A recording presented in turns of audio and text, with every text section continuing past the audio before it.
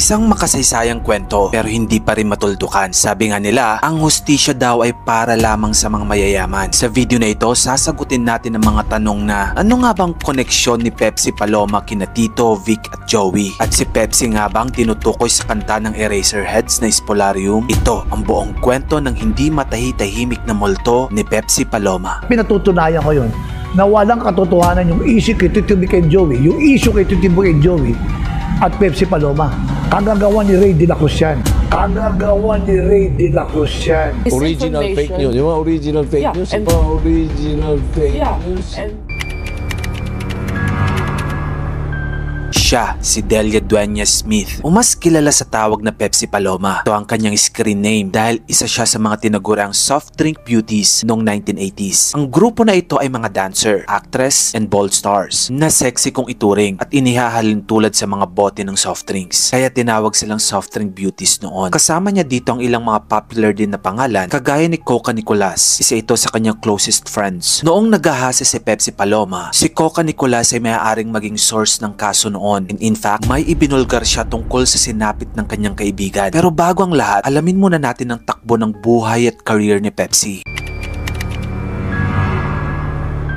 Si Pepsi Paloma ay isang Filipino-American. Makikita mo talaga sa kanyang mukha na may lahi ang dalagita. Kaya naman sa murang edad na 14 anyos ay pinagkakitaan na niya ang kanyang angking ganda at talento. At dito pumasok ang iba't ibang karakter sa kanyang buhay na magpapabago sa takbo ng kanyang kapalaran. Noong 1980, ang kanyang manager ay si Ray de la Cruz. Pinasikat niya si Pepsi noon pero di kalaunan ay namayapa silang dalawa. At dito nagsimula ang matinding kontrobersiya na hanggang ngayon hindi pa rin nare-resolba.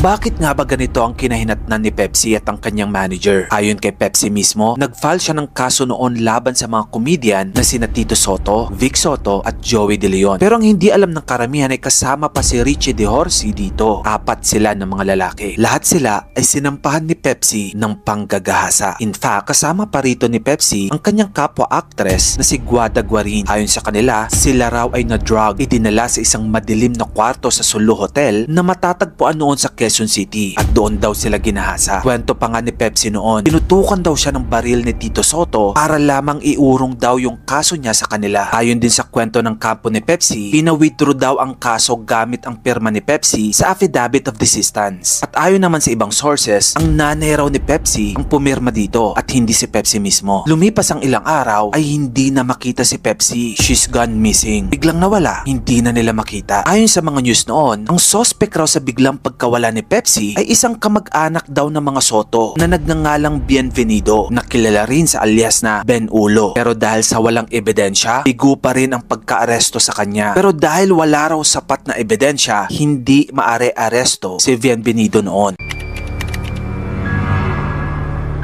Sa kabila ng mga paggiit sa kaso noon, ito ang nakakapagtaka. Ayon sa People's Journal, nag-release daw ng public apology ang TVJ live on TV noong 1982. Ayon sa kanila noon, nakaluhod pa sila at humingi ng tawad. Ito daw ang eksaktong sinabi ng tatlo ayon sa People's Journal. We hope that you will not allow the error we have committed against you to stand a stumbling block to the future we all look forward to. We therefore ask you to find in your heart to pardon us for the wrong which we have done against you. Ang sabi ng ilan, medyo nakakapagtaka. Dahil kung wala ka naman talagang kasalanan at malinis ang konsensya mo, bakit ka hihingi ng tawad? Yan ang sentimiento ng ilang mga tao noon.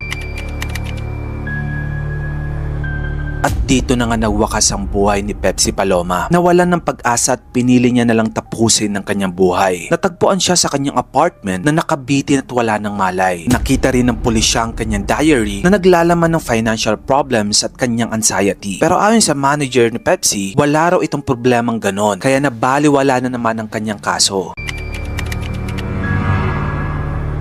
Matapos ang napakaraming taon, naging senator na si Tito Sotto. Host pa rin ng Eat Bulaga sina Vic at Joey. Eto pa, yung mga dating kaibigan ni Pepsi ay nagsitanggi rin na totoo ang kanyang mga aligasyon sa tatlo. Ito ang mga nangyari sa mga nagdaang taon. Namayapa ang manager ni Pepsi na si Ray de la Cruz. Ito ay nabaril noong Quiapo noong 2001. At hanggang ngayon, walang konkreto na sagot sa internet kung anong dahilan ng kanyang pagka-murder. Yung kanta ng Eraserheads na Spolarium, kung dati ay komento ni Ellie Buendia na I will take this secret in in My Grave, ngayon ay iba na ang meaning ng kanta. At itinanggi na rin ni Ellie na may kinalaman ng kanyang kantang Spoilarium sa kwento ni Pepsi Paloma. Ang kanyang kaibigan rin na si Guada Guarin, yung kasama niyang biktima nung naghahasa siya noon, sabi niya kalimutan na lang daw ang nakaraan dahil humingi naman na daw ng tawad ang TVJ. Maski ang kanyang closest friend na soft drink beauties na si Coca Nicolas na noon ay kinampihan niya ang mga aligasyon ni Pepsi Paloma, biglang binago ng kanyang statement. Sabi niya gimmick lang daw ang lahat para sumikat silang dalawa ni Pepsi. Sabi niya